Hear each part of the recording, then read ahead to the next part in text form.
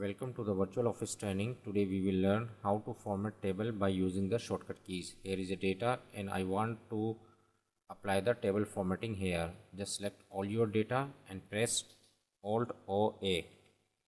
It will display the auto format option. Just double click here in any format. It will formatting your table. I just select all the table and again and press Alt O A. And now I want to apply the another format just like this. That's way you can apply the auto format by using the shortcut key. Hope this tip will be very helpful for you. Thanks for watching.